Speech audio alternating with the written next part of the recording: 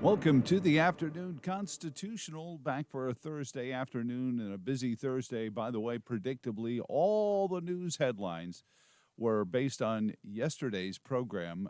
We were out ahead of all of it, debunking the Roanoke College poll. Go back when we're done today and take a look at our visit with Chris Saxman. Steve Sachs is a baseball player, and we didn't visit with him, nor does he have any particular political expertise to share with us on the news of the day. We have a lot of things to, again, get out ahead of today, or at least try to stay out ahead of. But please take a moment and try to be careful with exerting yourself outside or even inside, for that matter. Animals, small children as well, with the smoke from a distant fire, with apologies to the Sanford Townsend Band, or anyone who's now feverishly Googling the name Sanford Townsend Band. It is still the forest fires. Interestingly enough, President Biden says this is proof that we need stricter climate regulations, yet I believe Canada has some of the strictest climate regulations in the Western Hemisphere, at least, and yet 400,000 acres of Canadian forest is on fire, both in the east and the west. But climate change. We're going to get into climate change a little bit later on in the program as the great Bonner Cohen from CFACT joins us. But we kick off right now in the boardrooms, in the other kind of smoke-filled rooms where the dastardly doings of ill-intended men and women who think they're men and self-identify as men and probably could kick my butt if they really wanted to, sit there and machinate over what to do with ESG, with wokeism, and the fact that while they complain about slavery that happened 150 years ago, they ignore the slavery that goes on today. I speak of the boardrooms of modern American retail, specifically Target, or as it's known south of the Mason-Dixon line, Target.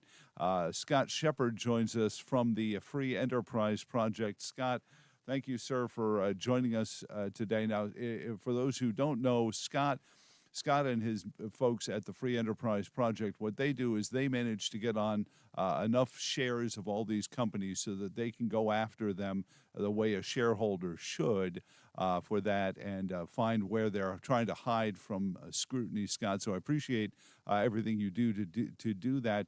Tell us what Target is doing and how much of this has to do with their woke agenda.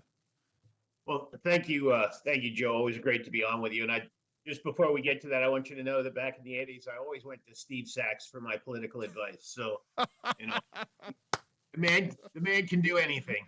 So, and I think he only batted right-handed anyway. So, well, see, that's already a good true story, though. I just got a press release. Ron Say is starting a talk show because apparently I make this stuff look too easy. So Ron Say, and it's not a sports show either. He's going to talk about the news and current events. And there's only one group of people I worry more when they start to talk about current events than professional athletes, and that's professional sports talk show hosts. So this should really be a frightening affair. But anyway, we digress. Anyway, enough about Steve Sachs for the day. And if you're tuning into the internet looking for Sachs, it's a different website. So Scott, so what is going on in the smoke-filled rooms of Target that is hiding their woke agenda and their less than woke behavior when it comes to slavery. Well, the Target hasn't done a very good job recently of hiding its woke agenda. Instead, as many of your viewers and listeners will know, Target gave over the front of its stores, its children's departments for Pride, to come up with this really effective combination of transgender stuff, children and grooming, and Satan. And so it got itself into a winning combination. I mean, if you couldn't sign Michael Jordan to sell your products, those are the fallbacks. I mean, Johnny Carson would have had the choices were child grooming, transgenders, and Satan. Yeah, I would love to see David Letterman's top 10 list, but he doesn't play in that sandbox anymore. So anyway. Right. Well, you know what they've been up to is, instead of running a company, running a political think tank and left-wing activism outfit. They gave over the front of their stores to these really offensive products aimed at children. Again, the children transgender combination. Mm-hmm. Lots of customers found that really horrifying and offensive. And so as a result, they've stopped going to Target. Target's was down before this disaster, was down 49% since June of 2021. It's now fallen. God. How does a company survive that? Well, it was in terrible trouble before this, but now, and the only thing that's different since the 29 days since this all started, is that Target made its wokeness impossible to avoid noticing. They're down another 20%. They're down between 12 and $20 billion.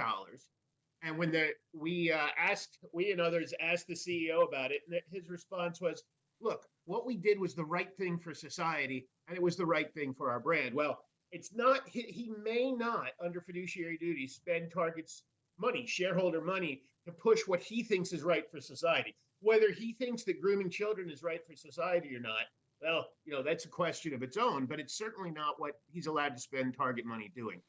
And then with I guess he could if he bought all the shares back and made it a private company, but yeah, that costs a few cents. That's right. Well, even now, he's paying a few cents because whether it was good or bad for society, he's not allowed to think that way. And it was terrifically bad he said it was great for the brand. Now it's been a $20 billion catastrophe. And so we, as shareholders, started a legal process on Monday. We put in a formal demand for all the records to find out what kind of thinking went on in those formerly smoke-filled boardrooms at Target, to find out whether they thought through whether this is going to be good or bad for the company and who was involved in that conversation. And if there's anybody even to the center of center in there saying, you know what, this might be bad for the brand, or if they're just running the place like a policy shop. And if it turns out that they are running it like a policy shop, then we expect that either there's going to be massive change at Target, or we'll follow this up with a lawsuit, possibly asking for that CEO and the other executives there to make good the $20 billion loss out of their own pockets. And so they might pay a very, very heavy price for turning Target into a left-wing political activism. Well, talk about that for a second, because I'm reading your column here, and you can find it at nationalcenter.org, Scott. But if they're using this slave labor and this child labor and then hiding behind the premise of being good for society, am I missing something? Is that good for society? That's the other side of it. The way they behave overseas is appalling. I mean, by any standard, you don't have to use left woke standards or Christian rights standards. By any basic American standards, buying the products of slave labor is appalling. It's wrong. We all agree that. And yet, as you say, well, first of all, they're down for racism because white people at Target are inherently evil, which isn't anti-racism. It's racism straight up. Of course. And yet they go fishing around to find excuses to discriminate on the basis of race in the United States now because of slavery, as you mentioned, 150 years ago, but happily buy from slave laborers, happily buy from China, where there's, of course, the Uyghur concentration camps and labor camps, and that's just fine with them. They're just politicians on the far left of everything. Well, and well-paid ones as well, because some of these CEOs probably could cover that $20 million loss that Target had, Scott. So $20 billion Oh, I'm There's sorry. BP. I'm old enough to remember when we didn't use the B when we were talking about large sums of money. So what is the sense of the other shareholders? I mean, obviously, the Free Enterprise Project has its shares, and therefore it has the authority to do this. But there have to be other shareholders who are raising these questions, and they may not all be individual ones. I'm thinking of 401ks and IRAs and other retirement plans and people who are counting on that condo in the villages someday to be paid for by stocks like this and investments like this, thinking, oh well, it's Target, it's a national chain, it's not going anywhere. I mean, this is very perilous for a company like this. Yeah, well, I mean, being down 70% in 2 years is a really bad system for any company, and exposing themselves the way they have for this is terrible. We've already had other investors contact us to want to be part of our legal proceedings and perhaps eventually our lawsuit if Target doesn't get right with the world. Mm-hmm. You can also tell by the drop in the stock price. The only thing that's happened since this is all blown up to cause the $20 billion loss has been their absolute full-on commitment to children and trans. And so in order for that huge drop to occur, it's not State Street, Vanguard, and BlackRock, the huge investors who are bailing on Target because it went hard left. They're pushing these companies to go hard left. They're forcing those behaviors. It's the small investors, the regular investors who pulled out that huge amount of money. And so every indication, be it from customers, from regular shareholders, from our suit and others wanting to join, is that finally shareholders and customers have had absolutely enough. And in case you can avoid cracking open a Bud Light to provide some other, even they're free in many places, and Right. yet nobody's a Bud. So. Well, last Friday we were at a talk radio conference. Talkers Magazine held a conference at Hofstra University, and the after show party was with the owner of WABC Radio, and they had a buffet of things and beverages and wine and beer. And Larry O'Connor from WMAL elbows me and says, "Hey, are those Bud Lights in there?" And sure enough, there were 6 lonely Bud Lights in this tub of ice. At the end of the party, all 6 still there. All 6 still there. And I felt bad for them to a moment, and then I said, why am I feeling bad for these folks? But I mean, we're also talking about an awful lot of jobs, Scott, that could go out the window if this, because I have to imagine that this isn't just Wall Street walking away from Target. I imagine their sales must be down too. Yeah, tremendously. And I feel bad for the workers at Target who also aren't allowed to express their opinions. There's viewpoint discrimination at Target, because if you disagree with their hard left positions, even though they're a publicly traded company, you're a pariah. Similarly, what I worry about at Bud Light are the distributors who have been selling these things for decades and who have gotten kicked in the teeth. I'd like to hear from some of those distributors, see some of their contracts, see whether it was written into those contracts that anytime Bud Light's main headquarters wants to go far left and blow up their livelihoods, that's just fine. Because I bet they have some lawsuits they could be bringing against Anheuser-Busch as well. Well, and I know a few Anheuser-Busch distributors, and they're pretty strict about I wonder if we can carry some Miller Coors stuff. I mean, it depends, especially when you get into the bigger areas where territory becomes a big issue. How much longer does this battle, do we have to suit up for this battle against ESG, which is an acronym that we only really just started hearing about a couple of years ago, thanks to you, Scott, and Ethan and the folks at the Free Enterprise Project. And Congress kind of gets the SEC to back down on it, but it doesn't seem to have gone anywhere. Well, I think that we're going to hear, in fact, there were reports in Forbes, which is a very pro-ESG business outlet today, that corporate executives are backing off talking about ESG, but we're going to have to be very, very careful about the fact that they're still doing it in order to please the hard left, in order to please Larry Fink, but they're not talking about it. And we have to start lawsuits against Larry Fink and Ron O'Hanley at State Street and the others who are forcing this on corporations because they're violating their fiduciary duties to investors and shareholders as well. and break up that triad of Vanguard, State Street, BlackRock that are controlling American climate policy, economic policy, social policy from their unelected, unappointed C-suites. Well, am I wrong? But wasn't Joe Biden's political party the party against the big oligarchs and the rich Americans? Every time I hear President Biden, he keeps promising the American people that he's going to go get those rich SOBs who aren't paying their fair share in taxes. Is this kabuki theater? Are they just peeing on our legs and telling us that it's smoke from a Canadian fire? Well, there you go. Well, I'll tell you what happened. After Zuccotti Park and Occupy Wall Street, that really scared the CEOs, and they thought that the conservatives will always support business no matter what. So if we completely bend over forward for the Democrats and adopt all their social positions, they'll let us alone. We won't get eaten by the Zuccotti Park monsters, and we won't get any trouble. Well, that worked for almost a decade, and then finally, we were shouting from the rooftops. And the rest of you have helped us make this clear in the country, and everybody's understanding it now, and they're responding as they should. But it's going to be a long fight to root this out of the federal government, to root it out of the Justice Department, to root it out of the SEC, and to root it out of these miserable investment houses.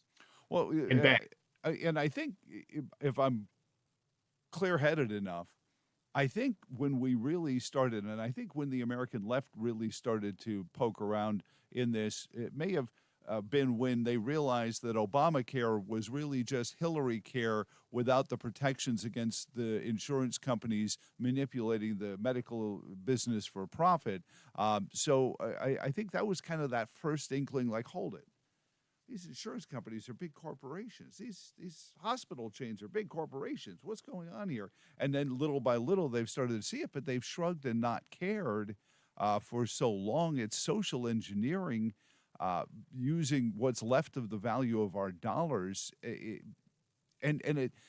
not even, as I understand marketing, the population that they were targeting, pun intended, is 1 to 2% of the population. I don't know if that even merits an end cap at a big retail store, never mind the entire front facing. Well, and that's not just the group who might want a tuckable one-piece bathing suit. That's all of those people, and all of their rabid supporters are 1 or 2% of the population. Right. And part of what we're seeing with Bud Light, with Target, and we're going to, I think, see more of, is the left has gone so far left, and the corporations have followed them so far left, that people who don't think of themselves as particularly political, nevertheless, don't want their children to come home and ruin their lives by insisting on the childhood genital mutilation because they've been told nonsense at schools. They don't want to have that proselytized to them by beer companies or retail companies. And so what you're seeing is vast swathes of the population coming together to say, I don't know if this is about politics, but this has got to stop, and I'm not shopping at this disgusting store anymore. Well, and so they're not fighting the hard right as they did, for years. They're fighting everybody. Right. Well, and my experience in business is in fast food. So when McDonald's realized that the American dream of having it your way was losing for them, they said, let's get a cartoon character and fill our commercials with cartoons, and we'll make the kids tell the parents, no, we don't want to go have it our way. We want to have it Grimace's way. And pun intended also. And I think that started this idea of marketing to children. There's a very interesting suit that I'd like your thoughts on in a moment or two about that Ted Cruz and I think Marsha Blackburn are going after Budweiser, Anheuser-Busch, InBev for breaking the beer barrier because the majority of whatever his name is followers are under the age of 21 by a large number, and so they're thinking that they're using him in their ads was tacitly marketing to children. But beyond that, when you go to school and the peer pressure is, well, Johnny identifies as a girl, so he's going to get special treatment. Who else wants to identify as a girl? And all the hands go up. And then you go to the store, and even the kids that say, I don't think that's right, and mom and dad say it's not right, but then they're hit with all these toys at school. I mean, at the store when they go out with mom. I mean, the double whammy of social peer pressure to join a club that, or to recruit for a club. If you want to infer dark implications on this, is pretty dangerous, Scott. Well, that's exactly right. And you'll notice that the recent studies, Gen X, about 6% identify as some kind of LGBT. The boomers, about 4 or 5%. You can explain that because there was more acceptance in Gen X's time than in the boomer time. Mm-hmm. And then you can explain maybe another percent after that, but there's full acceptance now. The idea that all of human nature has changed and the sexual orientations have changed by 30, 40%. There are 4 times more LGBT people now than there were a decade ago is nonsense. What you can figure out by that is the amount to which all of this peer pressure, all of this grooming at schools is causing kids to think that this is now hip. And so the extent of the gap is not the extent of LGBT acceptance. It's the extent of grooming and evil that's going on aimed at kids and successfully. And beyond that, I have to imagine that a tween, a 13-year-old who's already battling the natural unsurety of like, I don't know where I fit in the world, is going to have this added on to him.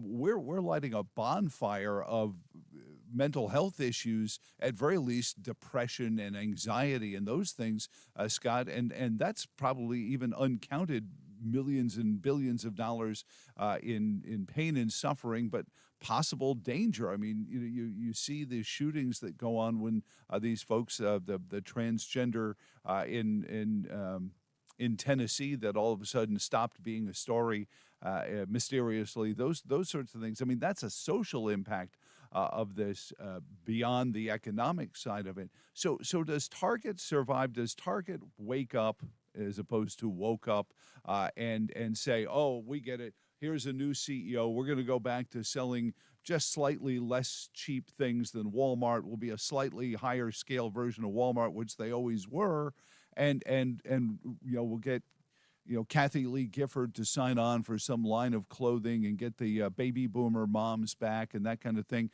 or does it become the next version of Kmart and closing all their stores? Well, I mean, if it keeps on this path, then we, with the legal process we've already initiated, and I think we're going to have a lot of co-plaintiffs in this, are going to sue it into changing its ways.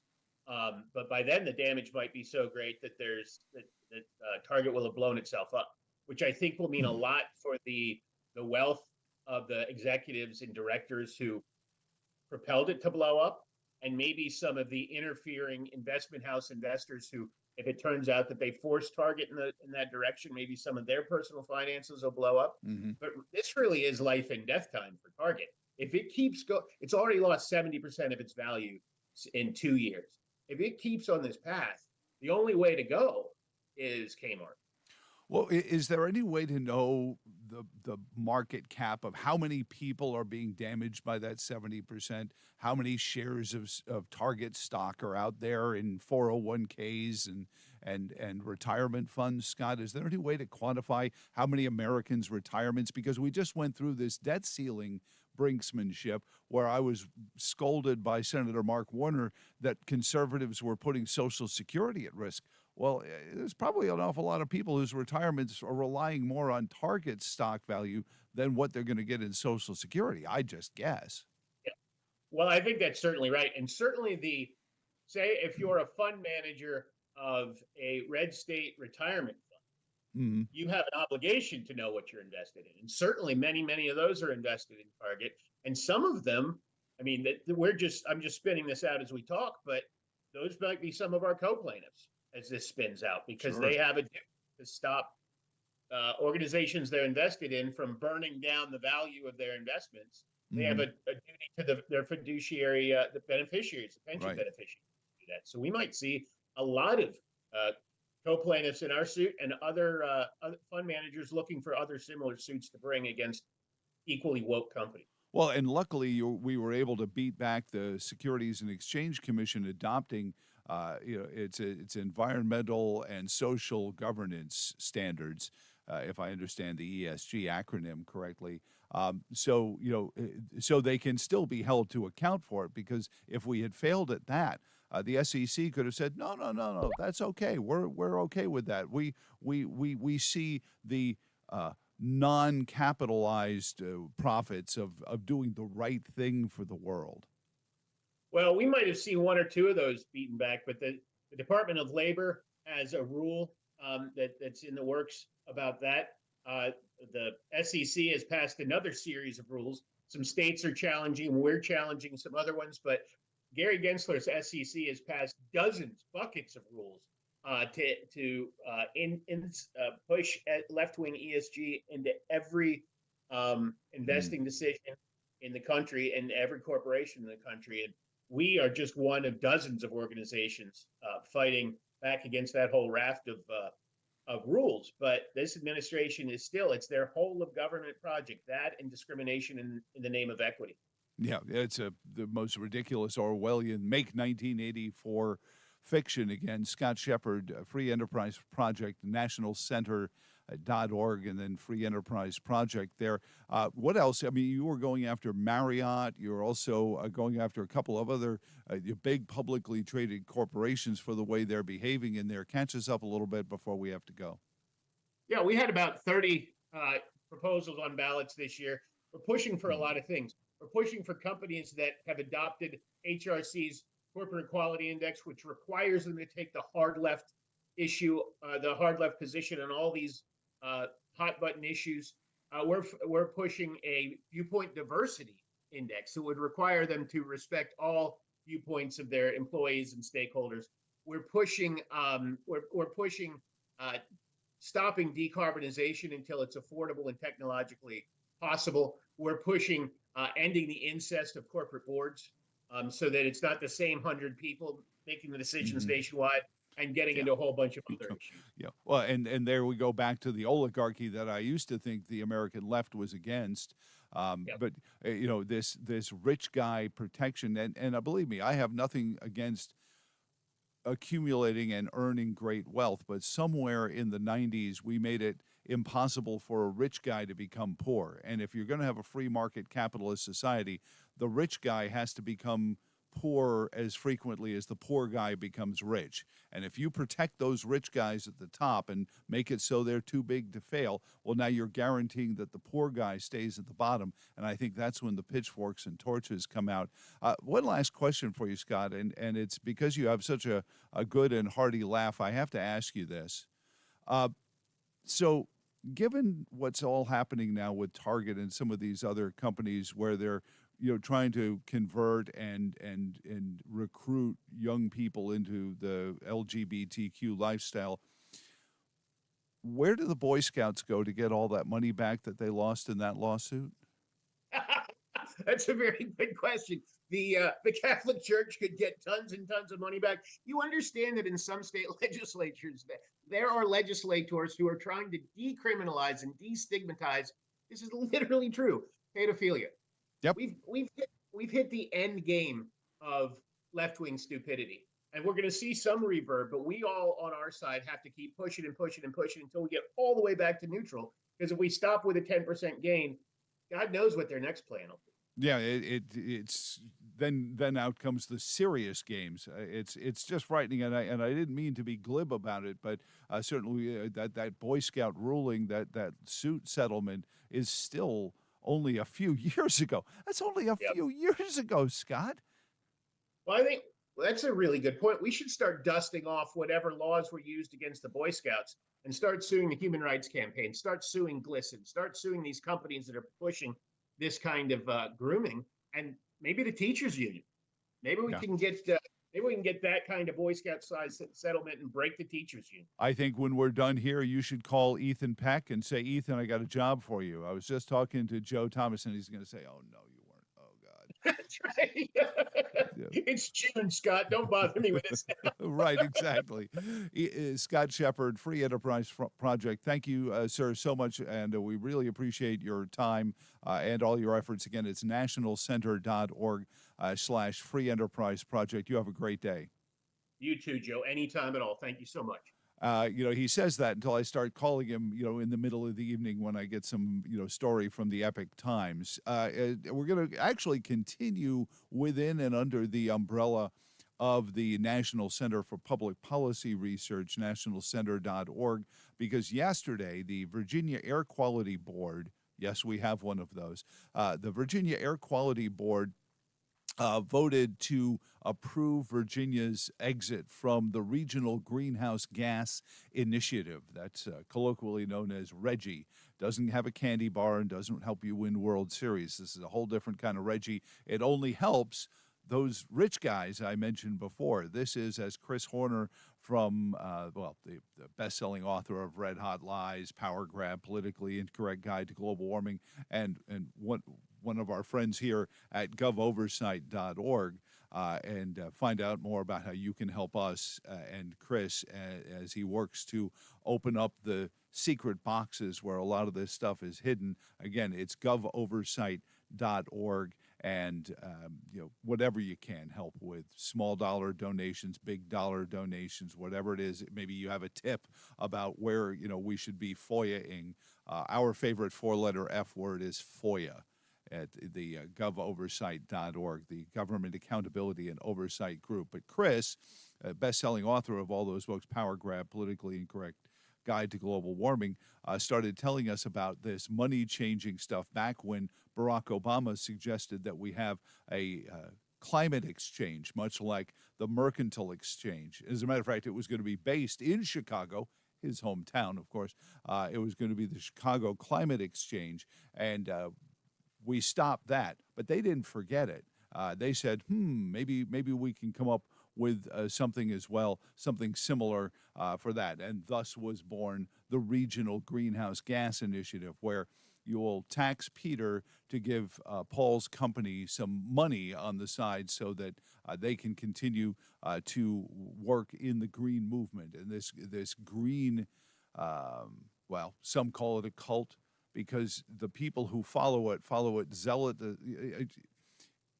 They do, in many ways, when you try to engage with them logically about whether or not any of the greenhouse gas initiatives or these other things were to actually fix anything economically or environmentally. They say, no, we just had the head of the EPA in front of Congress and said to a congressional committee that this greenhouse gas initiative was not about climate, but it was about investments. It was about investing. So they wanted the approval for the initiative and so on and so forth, and they went forward with it. And Dr. Bonner Cohen is going to join us from the National Center for Public Policy and CFACT, Citizens for, I used to have it committed to memory, what CFACT stood for, because it's a good acronym. It's a bunch of folks like Chris Horner, and so it's Committee for a Constructive Tomorrow. Committee for a Constructive Tomorrow, and apologies to all the folks there, Mark Morano and Bonner and all the folks who make up CFACT, who go out there and actually show you what's really happening inside the climate cult, or as Václav Klaus called it, the blue planet in green shackles, realizing that much of what he was seeing as the green agenda was presented to him was very much exactly what he had fought his whole life behind the Iron Curtain. So we'll get into that some. But Virginia's Air Quality Board voted yesterday to approve the General Assembly and the governor's plan to exit this regional greenhouse gas initiative, which was going to take your money and give it to companies whose products you weren't going to buy, and even if you were, they weren't going to pencil out in profitability there. So, and certainly much better than me to discuss RGGI, because what's going to happen next, much like yesterday with Chris Saxman, when we were getting out ahead of the polls at Roanoke College, And sure enough, all the headlines today are all about Roanoke College's poll and how Governor Youngkin is 6% less popular. If you go back again, when we're done today, go back and watch yesterday's episode with Chris Saxman, and he breaks down how these polls, especially the public-facing ones, the ones that are done for newspapers and TV stations, are really done with not even the thumb. It's the whole hand is on the scale.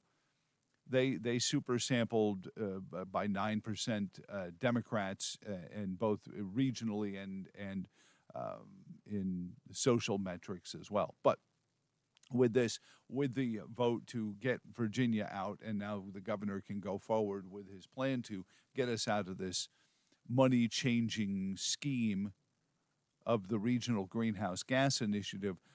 Mark my words, there will be headlines all over the place of the ilk, the hair on fire or forests on fire narrative of Governor Youngkin is making us unsafe at any speed. He's going to ruin the world. He's going to ruin the country, and it's not safe. And we need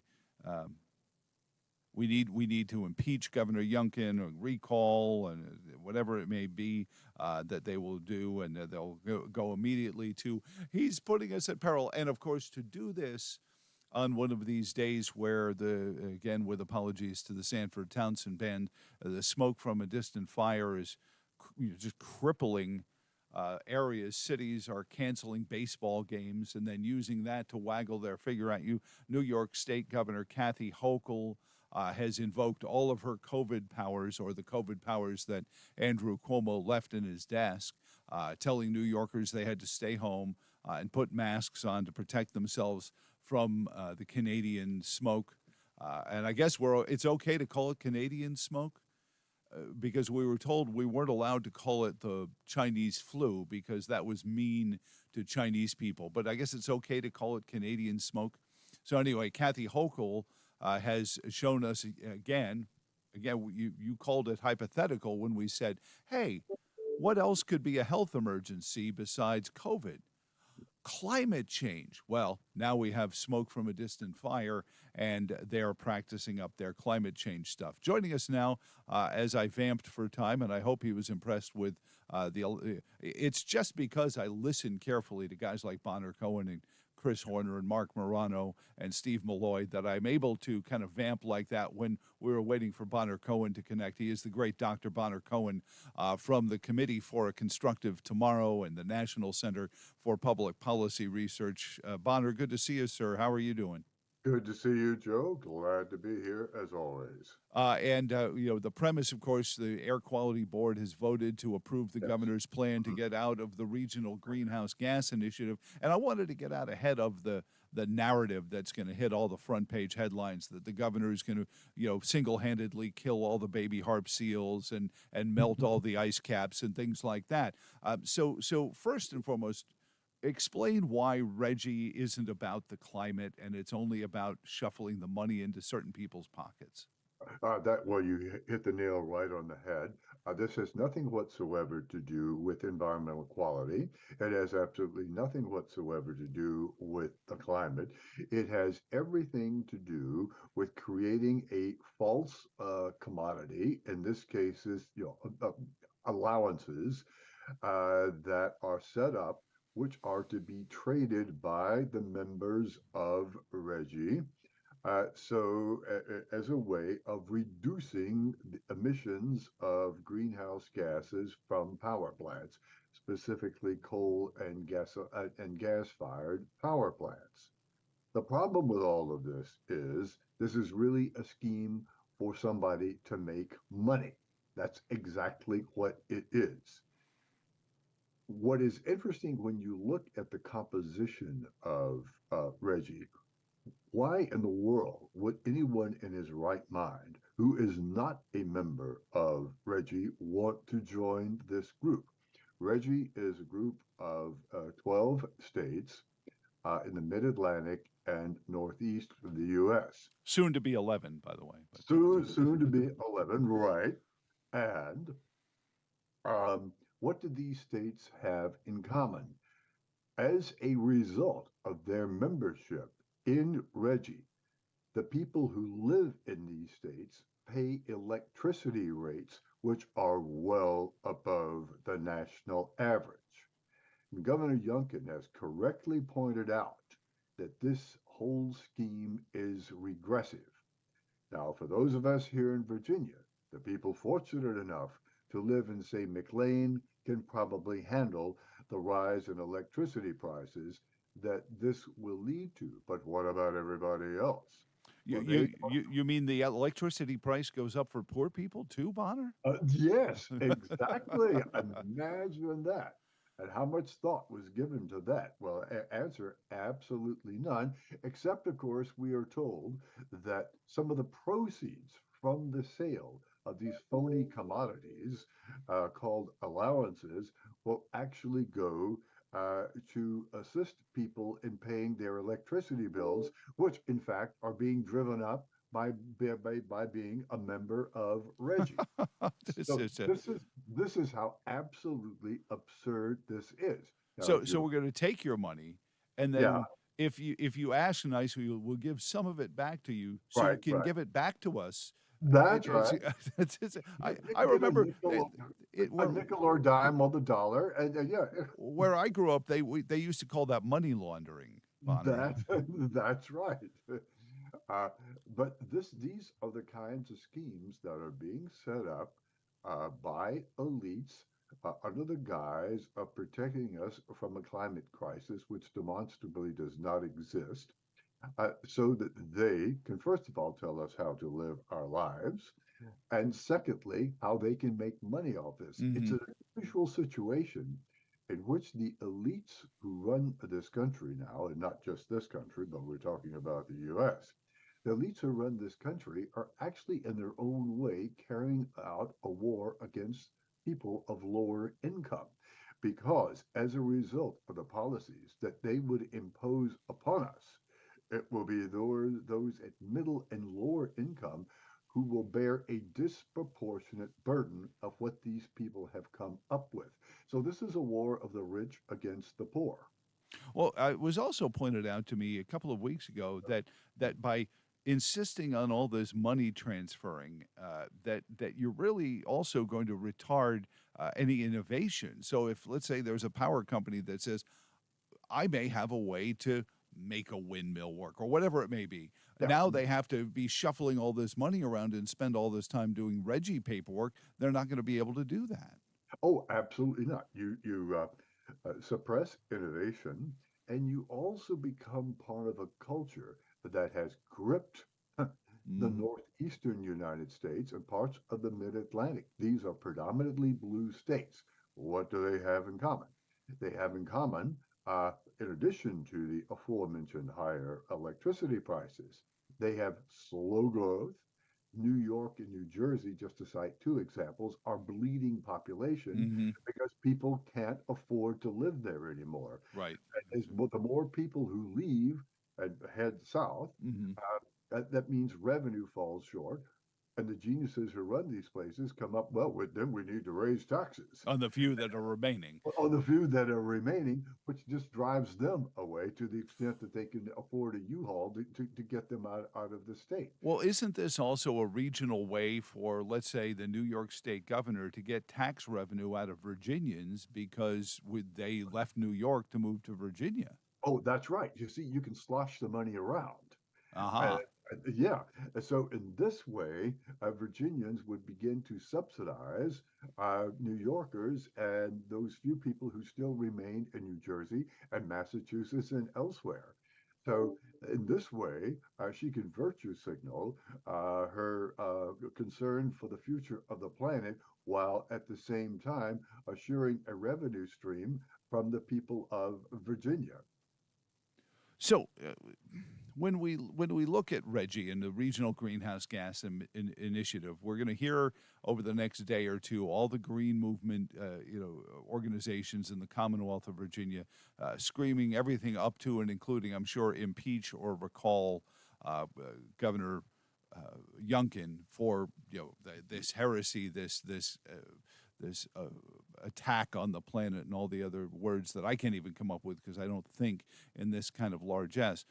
What does the average person who's going to be hit with the higher electric bills, and is going to be hit with the rolling brownouts and the scarcity and the rationing of electricity, what do they have to know in order to blunt what they're going to hear on the front pages of the newspapers? All right, they have to know that the whole RGGI scheme will simply benefit a tiny sliver of the population. We will call them the money managers here, the people who will shuffle the money around, uh, putting no small amount of that in their own pockets. They, that is, the average people of Virginia, are the ones who are going to pay for this, and they're going to pay dearly. Because once you're into this, and once you find yourself walled in, so to speak, which is exactly what the environmentalists want, it's very difficult to escape if you don't have the proper constellation of a governor who wants to get you out, and with an administration that's going to assist in escaping the trap that is RGGI. Believe me, you don't want to go there. It's part of the horror show that you just outlined. You're going to have higher electricity prices, and you're also going to have shortage of electricity as we transition, or told we're going to transition, from fossil fuels to completely unreliable and unaffordable wind and solar power. Mm-hmm. This is actually, it's not just economic suicide. It's also, I think, a cultural, societal suicide. That here we are living in a land of abundance, and what are our elites doing? They're creating artificial shortages where there is absolutely no excuse whatsoever for these shortages. Mm-hmm. Well, And go ahead. Well, and we were talking about this earlier with your compatriot at the National Center, Scott Shepard. And we were talking about some of the business malfeasance that's going on in the other smoke-filled rooms of the back Yeah. rooms of these corporations.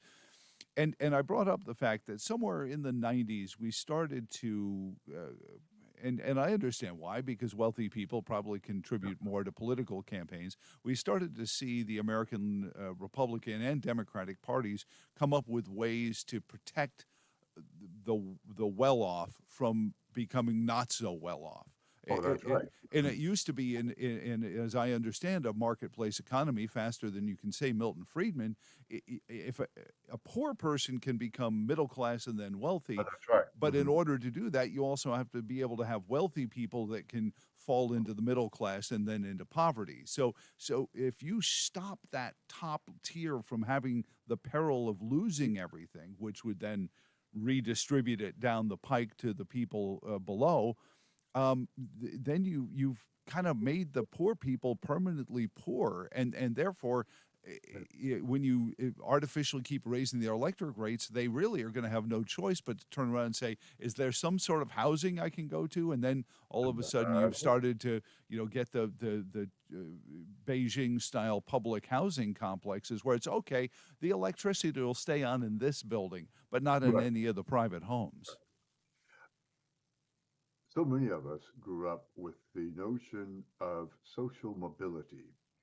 If you happen to have started out life more or less at the bottom of the heap or somewhere in the middle, but you had the opportunity through by dint of your labor, your ambition, your willingness to make sacrifices, that you could climb up the ladder.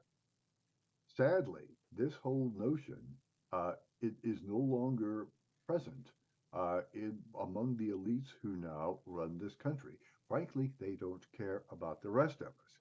If they create a regulatory scheme that puts poorer people at such a disadvantage, then they will make them wards of the state. Mm-hmm. They will toss them a subsidy here, a subsidy there, something that will help them pay their electricity bill or a rent subsidy or something like that. The important thing is these people will stay socioeconomically exactly where they are. Mm-hmm. No social mobility. Meanwhile, those running the show are protected from all of this.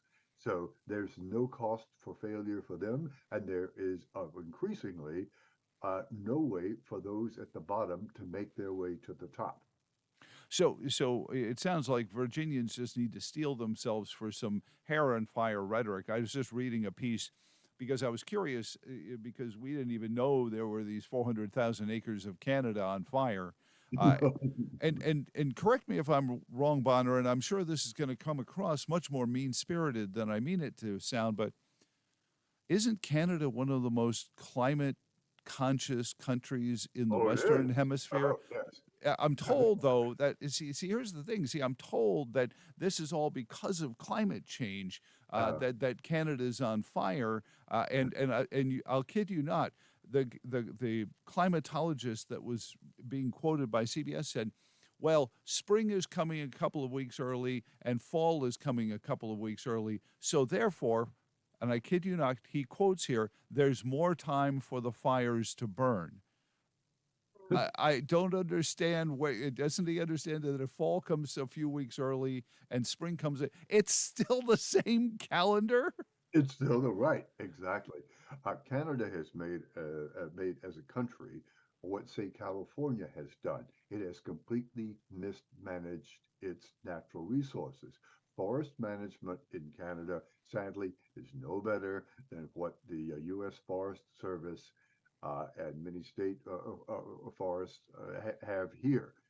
If they have overgrown forest, they don't take out the dead and dying trees. Mm-hmm. That gives you a more combustible mix. And when somebody tosses a cigarette, or you have a lightning strike, and you had several lightning strikes in Quebec that started all of this nonsense we're going through now. That's Mother Nature doing her thing. That's not climate, that's weather. But if the natural resources of Quebec have been mismanaged, which they demonstrably have been, in much the same way as natural resources have been grotesquely mismanaged in California, bad things are going to happen.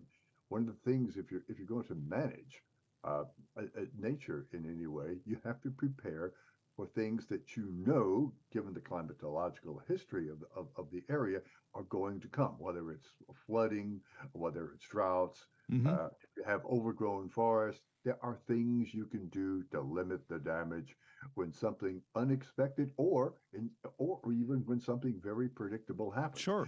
If those measures have not been taken, which they clearly were not taken in Quebec, and apparently off in Western Canada, then bad things are going to happen. And given prevailing winds, that comes down here.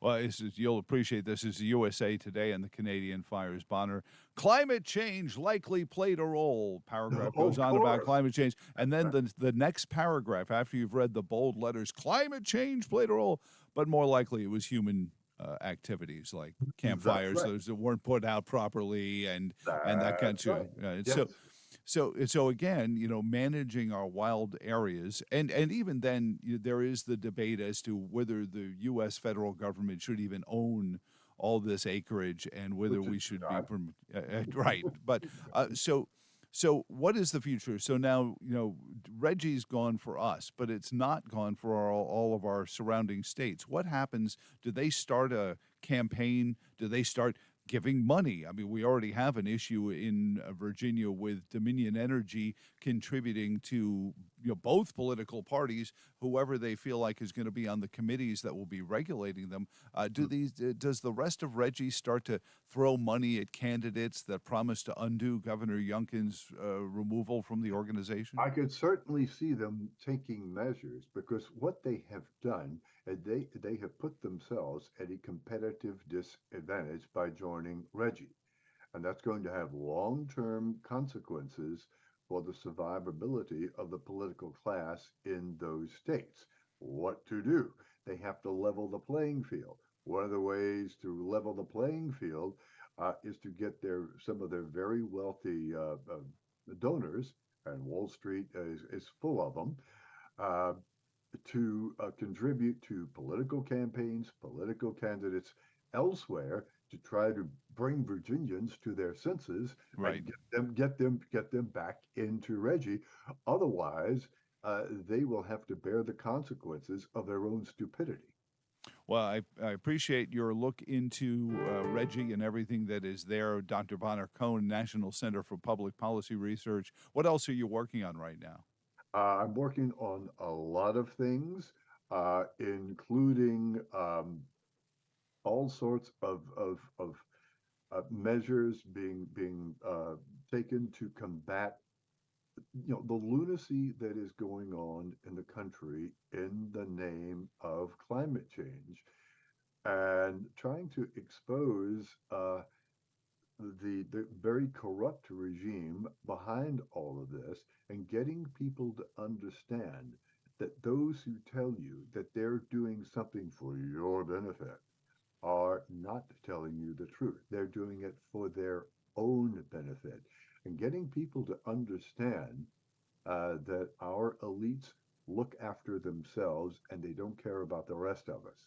And Hmm. we find ourselves on the receiving end of their virtue signaling, which in many cases, see Wall Street, goes with lining their already very full pockets. Yeah, well, that's a happy accident. I mean, That's right. That's right. Yeah. we call And that a side effect. that's right. And it's important that we realize this, that we recognize the game that is being played here. Don't confuse the pretext with the reason. The pretext will always say, well, we need to combat climate change.